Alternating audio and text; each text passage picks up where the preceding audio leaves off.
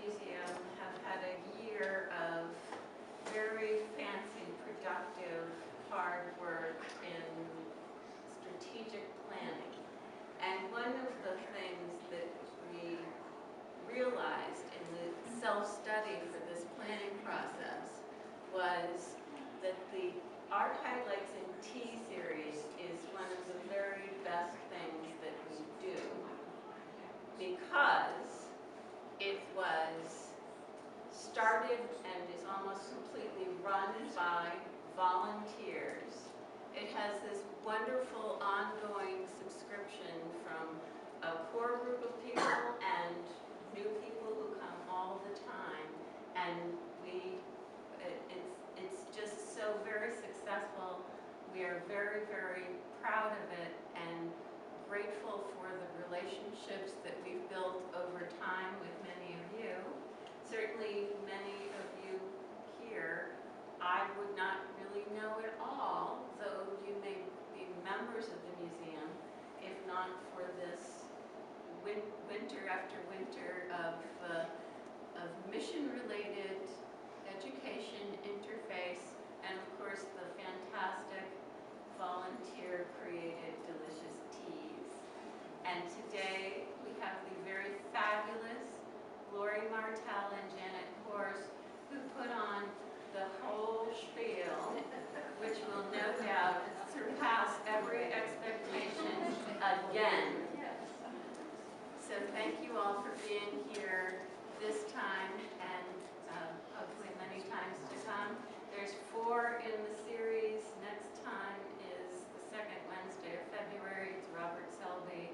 And then we have 2 more. And I'm not sure who it's going to be, but I'm sure it'll be wonderful. And the teas are going to be perfection. I'm glad that you're here in the Addie Priest Newell Gallery, because I'm always happy to have people looking at the original art by Frederic Remington. That's what we're going to talk about today. But I want to point out that this room is shaped a little differently than the way you may remember it. We have walls that can move when we want them to, and we moved a couple walls away at the beginning of the summer because we have a new summer weekly program called Yoga in the Galleries.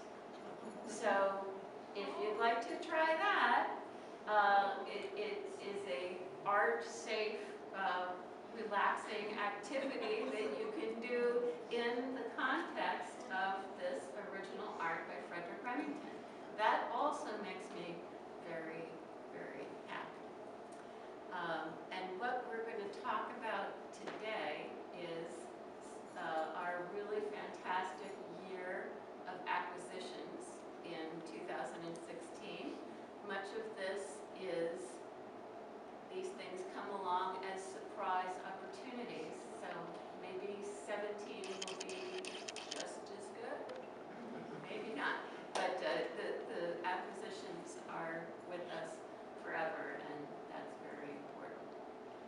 I'd love to see what I forgot to say. So far,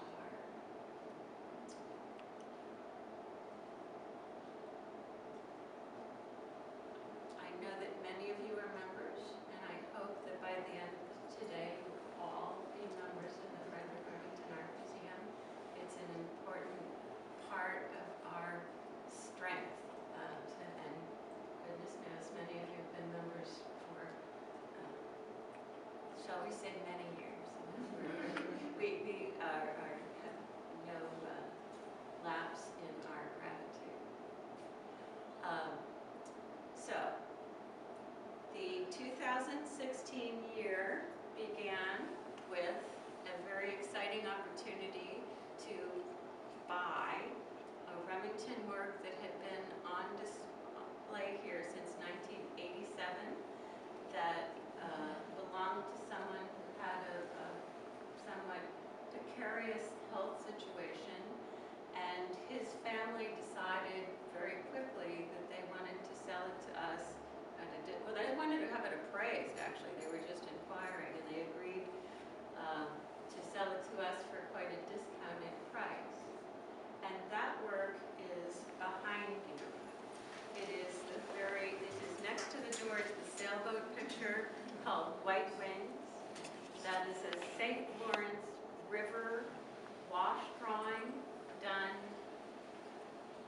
Frederick Remington for a memoir by a man named Alvin Gunnison, who some of you may know as a former president of St. Lawrence University and a Unitarian Universalist minister. Gunnison, yeah, the Gunnison. So Alvin Gunnison, who wrote this book, Wayside and Fireside Rambles. He had a whole series of memoirs, and that one was about, or that chapter of the book was about the St. Lawrence River and the Thousand Islands. So this boat belonged to Gunnison, and Remington painted its portrait for the boat. It's done in a very typical... Which one exactly is it? It's the one on the left there, the sailboat. Okay, all right, thank you. You're actually welcome to get up and look at it if you'd like to. That's the hardest one to see. So I texted Alan Newell, and he very quickly, I said, he offered half the money, and then I sent an email to Larry Kingsley, and I didn't realize it, but he read and answered my email from the top of a mountain in New Zealand. And got a very quick yes. I think it was all within a 24-hour period. So we were able to very quickly make that transaction happen, get the papers signed, and celebrate the beginning of the year, probably 2 weeks into January, so pretty much exactly a year ago, with this acquisition. I had always hoped, that had been here since 1987, I had always hoped that it wouldn't get away because it's such a lovely outdoor North Country picture. You get attached to certain things, and I really didn't want to see it go. Often things come on loan and they naturally find their way back to their owner in a straightforward manner. We'll talk about some more of that today. And then in March, this is something you have to imagine, and maybe you've seen it before, but it's not actually here right now. In March, I was at the Ivy Hotel at the Buffalo Bill Historical Center in Cody, Wyoming, and Peter Hassard, the director of that museum, called me over to his table and introduced me to a couple who had just bought the very, very lovely Lifetime Lost Wax bronze cast of the Bronco Buster, which is such a great example that shows Remington's joy in manipulating the wax, the flare of the tail, and the mane. And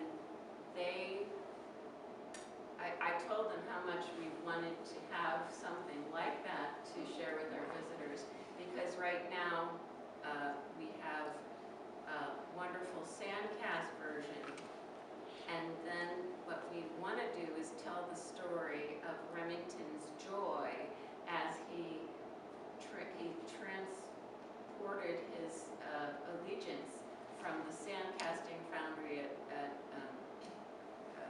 Henry Bonner Bronze Company in New York to the Roman Bronze Works, where he was able to do all this wonderful continued artistic expression in the wax that would be translated into bronze. And our other cast doesn't tell the story I just told, because it is a late cast made after Eva Remington, Frederick Remington's widow, moved. It is diminished, and it doesn't tell the happy story of Remington's artistic excitement when you look at it.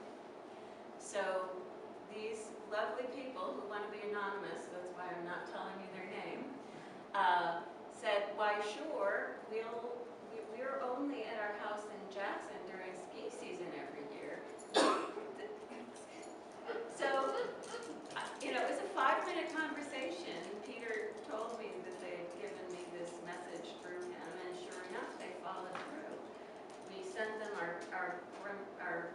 Buster crate. They packed it. We had it shipped to the conservation lab for a little work because they just bought it. They just bought this amazing treasure and they were loaning it to us. It needed a little fixing of the reins, conservation lab. And it's been here all summer. We sent it away as agreed in December. And when ski season is over, it'll come right back and you can look at it having memorized what I just said. and then, you know, when it's coming ski season in December, we'll just ship it back to their place. So lucky us, because it really, this is our slow season and it's their Bronco Buster season. So such incredibly public-spirited, warm-hearted, generous donors. Not only to share it, but they pay the entire expense of creating and shipping. So it is an absolute zero cost to the museum, and it's something that really elevates the quality of education and visitor experience that we can offer most of our visitors, so sadly not you at this moment. I'm going chronologically through the year. So the next piece is called In the Rear of the Battle at San Juan. This came to us in the beginning of the season in May. I've never met the man who owns this. I hope someday I will. He lives in Chicago and a couple other places. And we have a mutual friend who is a Remington art dealer in Chicago. And he has recently bought this painting and was very amenable to sharing it with the public here at the Frederick Remington Art Museum, having never even been here. Actually, the Wyoming people didn't come until midsummer either. So I hope that most of you are a little aware of our most famous painting, Charge of the Rough Riders, which is the big giant painting that has its own alcove in the Albert Caprice Newell Gallery.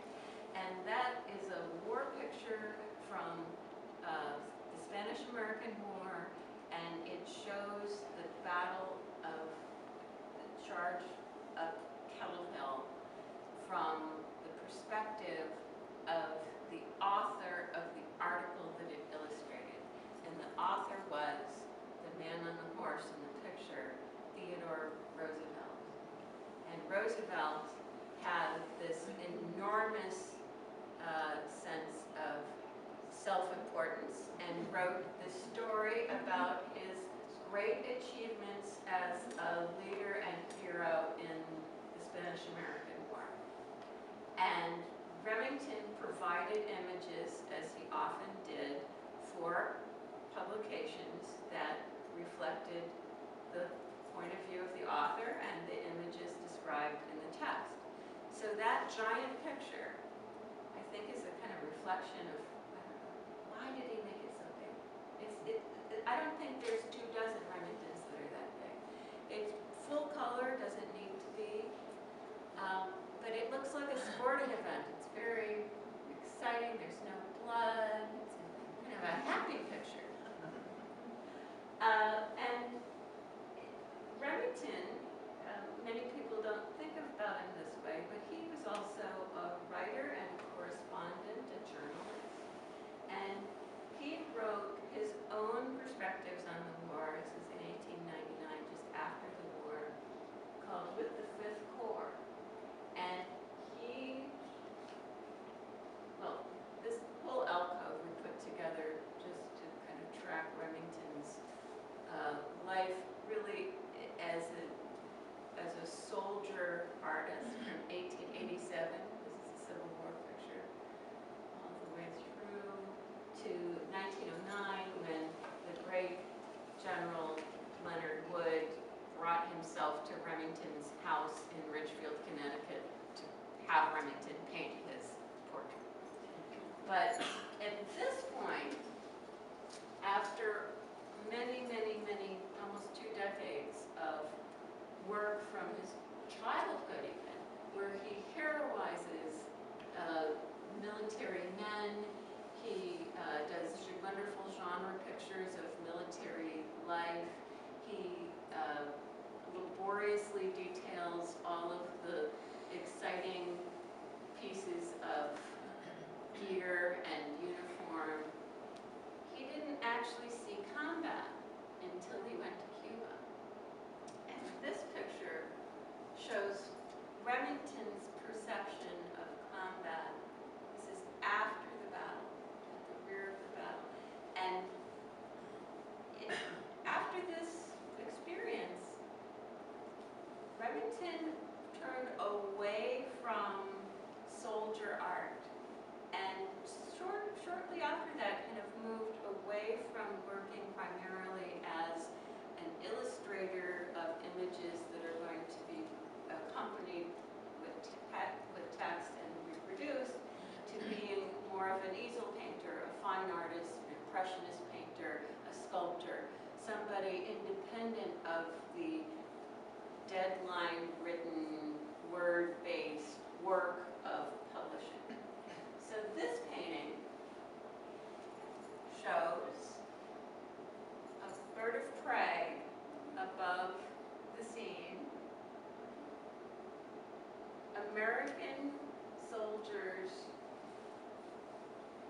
walking down after the battle.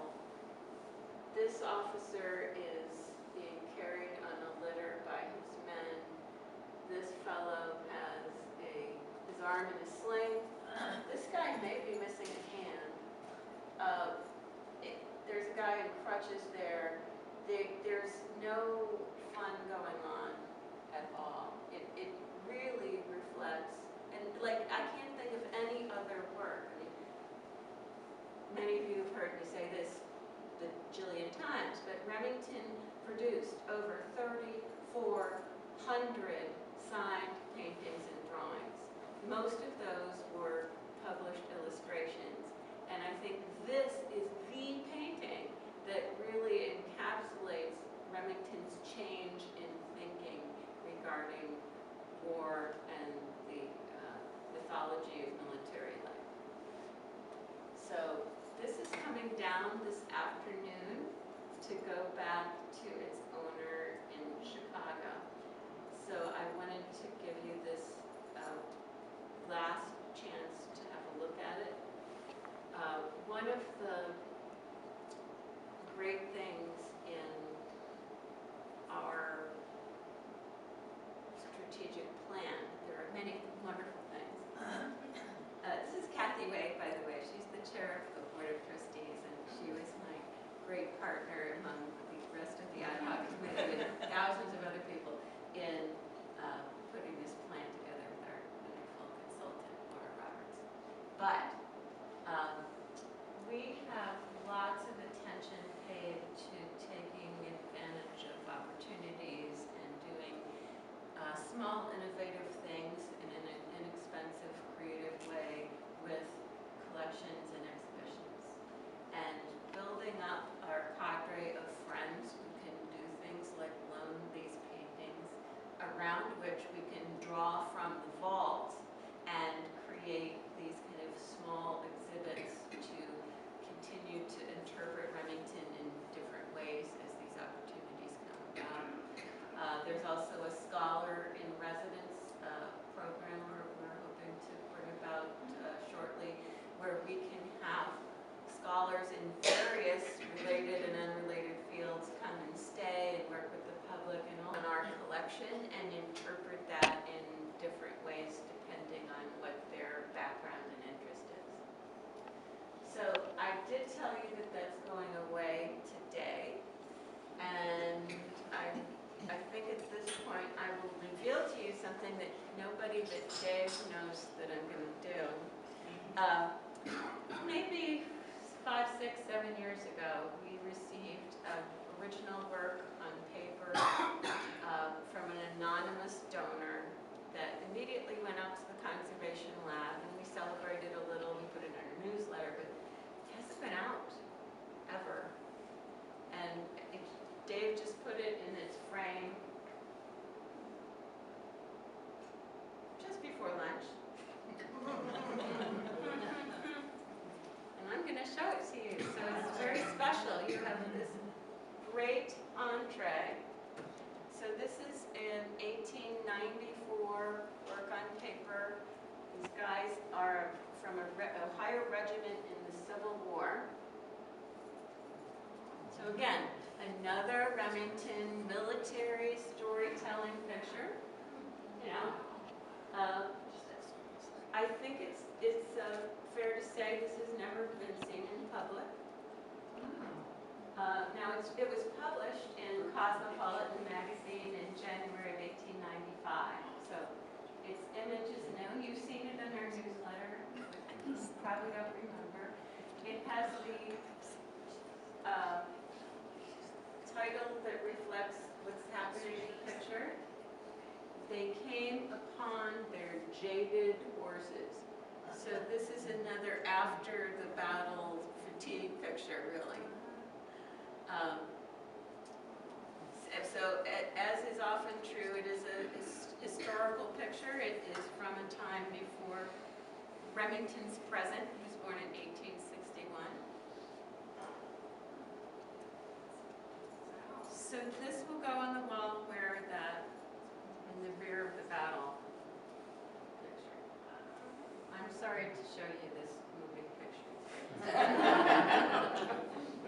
It's not a shooting gallery. But you can wander around, you know, look at the art after your tea as well. So, Flora, did you say that was an anonymous donor? yes, Just showed up? no.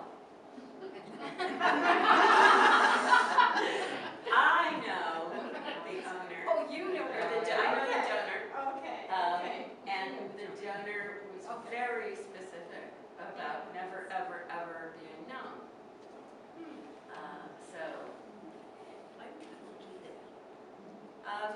In this case, I think it's because it was a family and with co-owning siblings.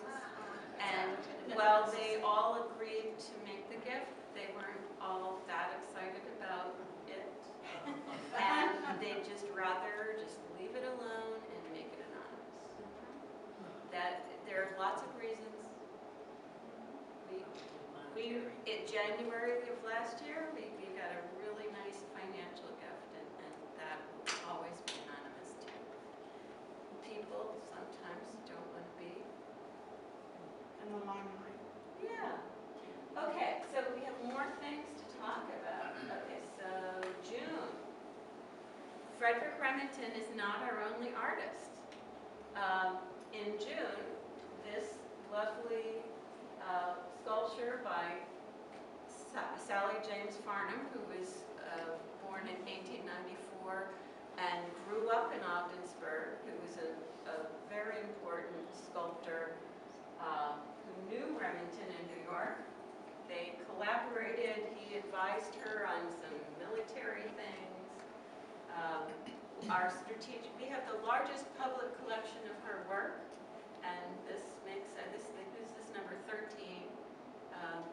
So one of our friends in Florida sent me an email and with the picture, the link to the auction. This was sold at Sotheby's. And said, I will give the first $1,000. And I was inspired by that offer of $1,000. It's much better than here's this information. Just a little bit of money helps. So I got on the phone and started calling some lovely people that I thought might be interested in getting in on this action. And I raised commitments of over $22,000.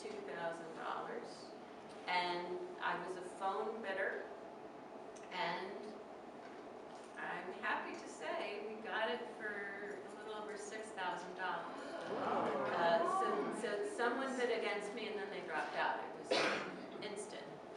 So this beautiful lost wax bronze sculpture. Shows a very lovely and unusual depiction of Joan and her very sweet horse who's nibbling grass below, a very kind of typical farmer sensitivity.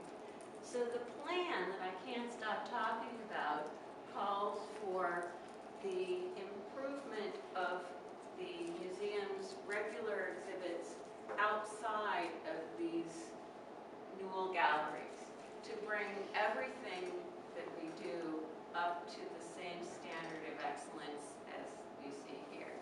So Sally Farnham is some of the things we have are in storage. Some of the things are in the lobby on the mantle, and some of the things are upstairs kind of in a hallway.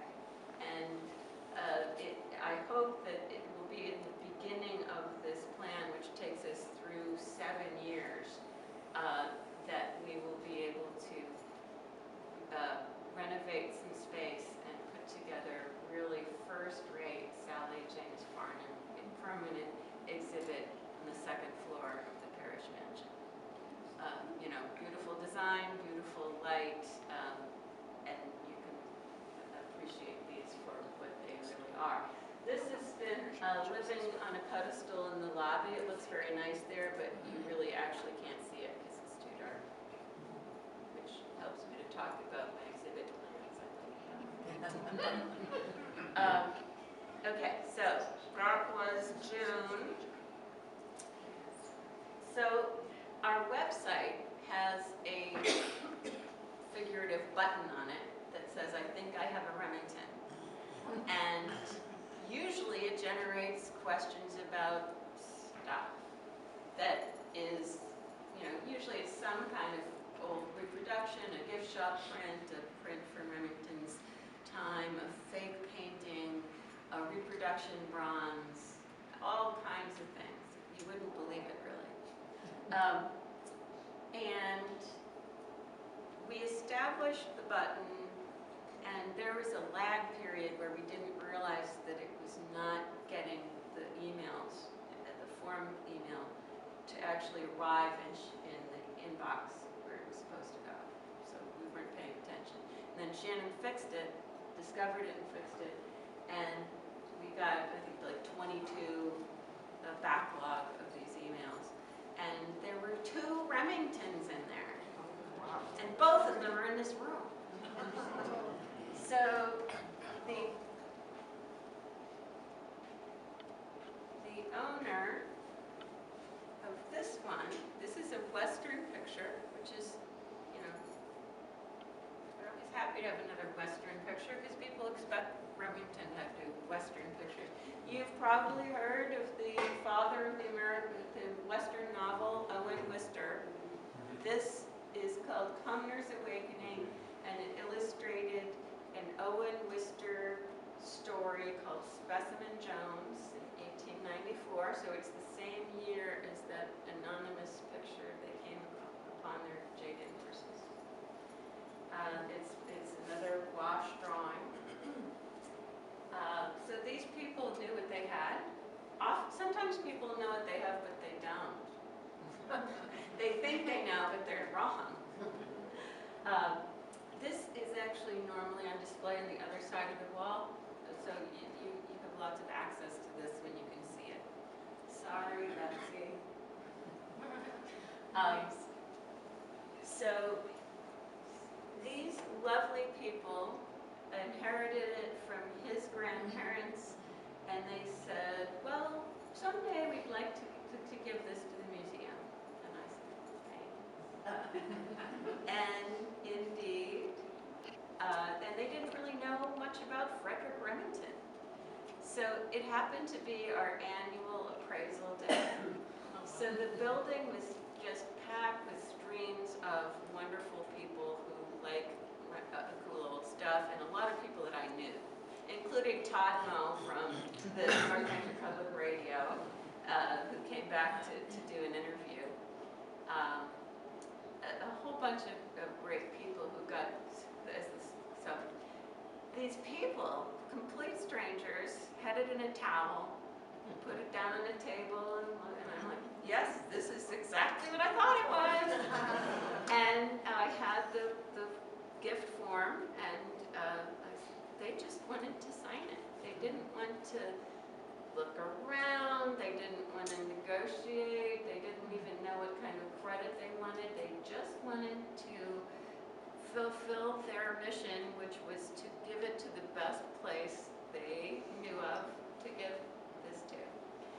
And then so we signed papers, and I think we had 2 hours in the galleries, because this was such a lovely opportunity for these really lovely people to learn after the fact the significance of their work in the larger context of Frederic Remington and everything we have here on display. That was a pretty great day. I mean, They want to take it back. no, actually, we're still in touch. I think they're very happy. Laura, do they live in the west or the east? They live in Maine. They drove through Quebec and made a little vacation about it, but yeah. So I want to read their credit because they took great care, and we're being filmed. I'd hate to have this not get out the right way. And in opposite, the anonymous people get their credit right too, right? So Cumnor's Awakening was donated by William and Lucille Loader in memory of parents William and Betty Loader and grandparents Benjamin and Mary Loader. So I think it was Benjamin and Mary who lived in New Rochelle, New York, where Frederic Remington lived in 1900. And we don't know how those original owners obtained this, but we could make up stories.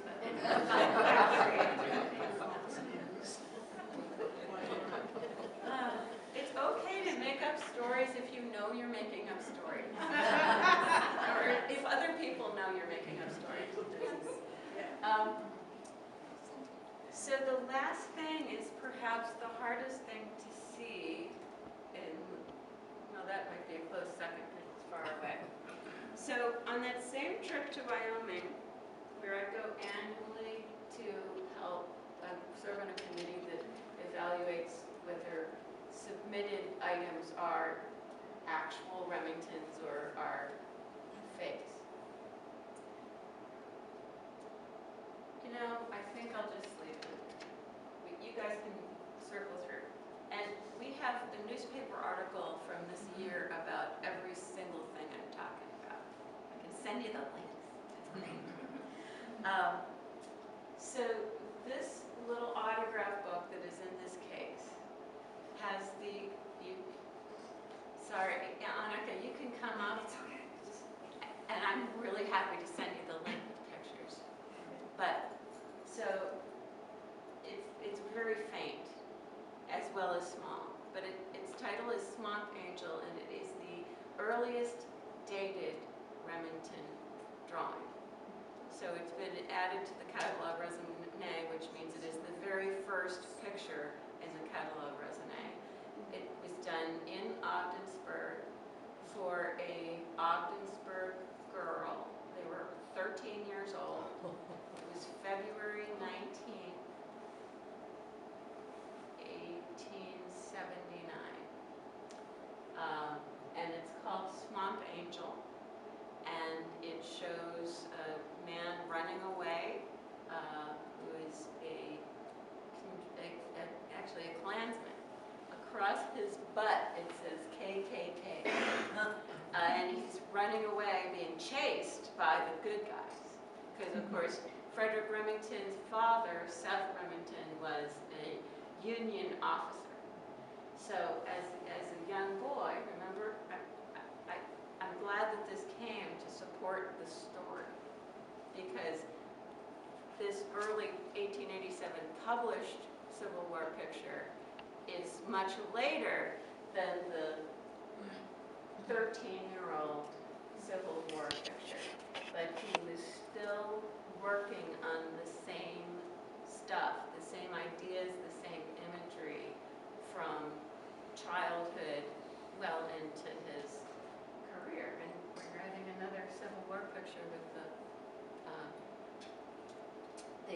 on their jaded horses. Was that picture that's in the case, was that donated? So that, I'm glad you said that because I didn't mean to represent it at all. I'm just trying to see the time. We're good. You're not even late for tea. That is actually it is on loan. And that is a situation where there is like a generation of owners. I think there's 8 siblings involved.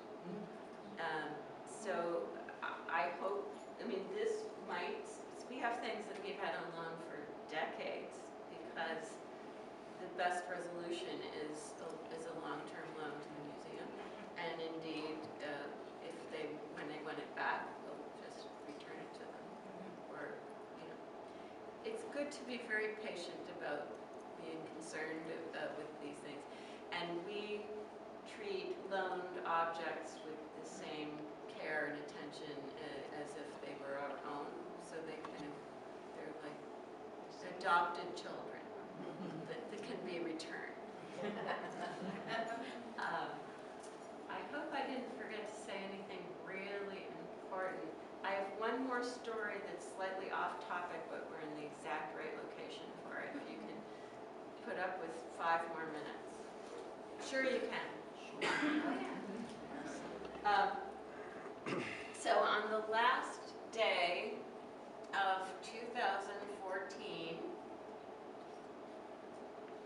this was our acquisition.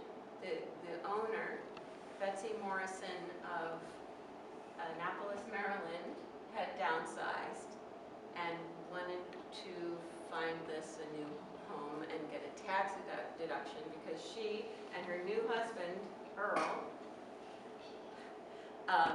had both sold their houses to move together into a retirement condo, and they just had too much stuff. So Betsy Morrison's family is Navy. And her grandfather, Robert Bell Hilliard, owned this painting. Remington created this painting in 1889. No, I'm so bad at uttering numbers. 1898 in Tampa, when he was hanging out with the military while they were waiting for deployment from Port Tampa to Cuba. And this is a first sergeant of the 13th Infantry in Tampa. We know that because he's inscribed it. Remington inscribed it. So Robert Bell Hilliard, the donor's grandfather, owned this picture because he, as a midshipman, a student at the United States Naval Academy in Annapolis, was on the yearbook committee. And Robert Bell Hilliard's father, Robert C. Hilliard, was a famous and I guess extremely attractive stage actor in New York who knew Frederick Remington. And Robert Bell Hilliard asked his father's friend to give him a picture for the yearbook for basically for decoration. So Remington sent it to him for the yearbook, which is called the Lucky Bag. And we have the letter here that came with this. It was donated together on Remington's signature. My dear Hilliard, regarding the sketch, I am sending you an old note, but not what I would wish. I find my work so much ahead of time that I can't stop to do something new for you, much as I should like. So I shall hope you like it. I'll send it off with a lick and a promise. Yours faithfully, Frederick Remington.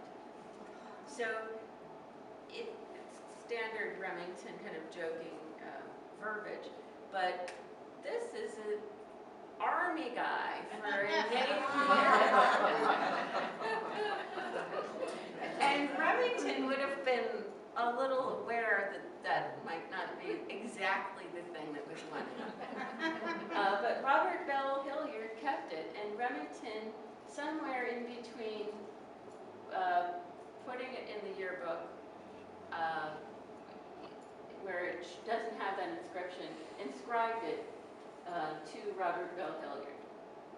So, again, we had a wonderful story in the Journal when this came out. We had the reporter here on the day to witness the unboxing. And, you know, the internet just gets things all over the place. And an unknown woman, unknown to me, from Port Jervis, bought in a vintage clothing store a Naval Academy blouse that is the same one that Robert Bell Hilliard wore in his own photograph in the Lucky Bag. So in the case, when you get up and can look around, or you have a really great imagination, you will see Robert Bell Hilliard's picture here, and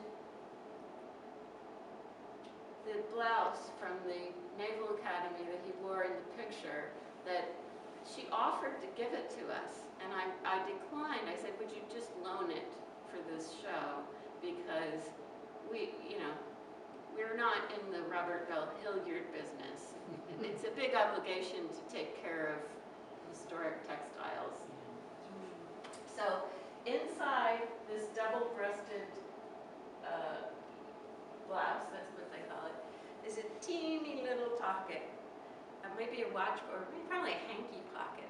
And stitched in there is a white piece of cotton that has Robert Hilliard's name on it, which caused the new owner who founded the vintage store to Google his name and find the Larry Robinson story in the newspaper and email me.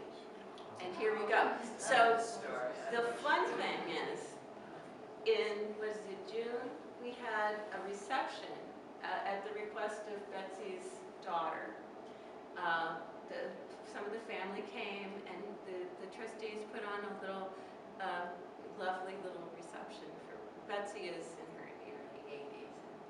None of them had ever been here, and I didn't tell them in advance that this wonderful historic garment was here. I didn't tell them I knew it existed. So it was very lovely to surprise them with the sight of this thing. We have lots of fun with stories at the museum. So I thank you so much for your, if this is your first time or your 100th time, for your support and interest in our daytime winter programming, and so much thanks to the volunteers that do it all. Well, you are under no obligation to stay seated. You can